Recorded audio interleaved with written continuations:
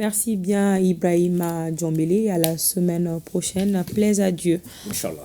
Le ministre de l'économie et des finances, Alousséni Sanou, conduit depuis hier une délégation de haut niveau en Russie. La partie malienne a eu une séance de travail ce matin avec la société Rosatom. 4 sujets étaient à l'ordre du jour de cette rencontre. Il s'agit notamment des sujets relatifs à l'énergie atomique, à l'énergie solaire, l'exploitation minière et l'affinage de l'or. Occasion pour Maliens et Russes de faire le point de l'état d'avancement des projets en cours. Des projets d'envergure d'une importance stratégique pour le Mali. Le récit de nos envoyés spéciaux à Moscou, Yaya Konaté et Tchéje Kamara. Sur la table des dirigeants de la corporation d'État russe de l'énergie atomique Rosatom, 4 projets majeurs concernant le Mali dans les domaines de l'énergie et des mines. Donner un coup d'accélérateur à la mise en œuvre de ces projets, tel est l'objectif clairement affiché par les deux parties.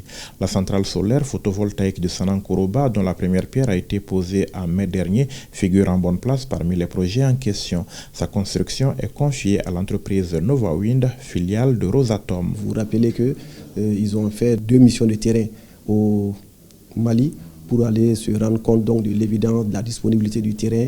Tous les documents juridiques ont été établis. Les contrats sont en train d'être validés de part et d'autre et nous pensons que la construction de la centrale va commencer incessamment. En matière d'énergie nucléaire, un certain nombre de mémorandums d'entente ont été signés par les deux parties à Bamako en juillet dernier. Le dossier de l'accès du Mali à l'énergie atomique à des fins pacifiques suit son cours ici, avec une visite programmée dès le mois prochain d'une délégation d'experts maliens et de leaders d'opinion sur une des centrales nucléaires les plus modernes de Russie. Il s'agit donc d'organiser une visite avec non seulement les leaders d'opinion, mais toutes les personnes intéressées par la question au mois d'octobre ici, afin qu'ils viennent se rendre compte de la performance de la Fédération de Russie dans le domaine et également de se rassurer que c'est une énergie qui est très propre, une énergie qui s'adapte aujourd'hui aux besoins de l'État du Mali.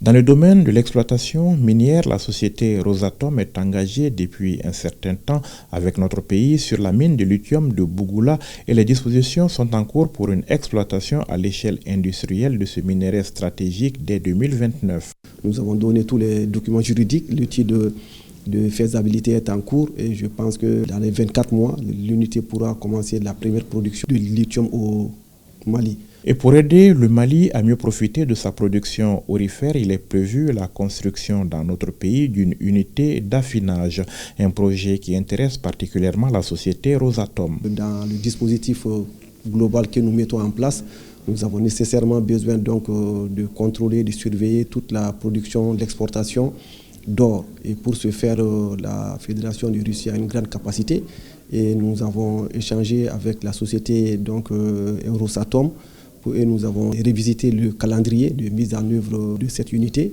pour pouvoir permettre au Mali, dans un partenariat gagnant-gagnant, de travailler avec la Fédération de Russie dans ce secteur. À noter que 4 membres du gouvernement ainsi que leurs collaborateurs, des représentants de la présidence de la transition et du CNT composent la délégation malienne appuyée par la représentation diplomatique du Mali à Moscou.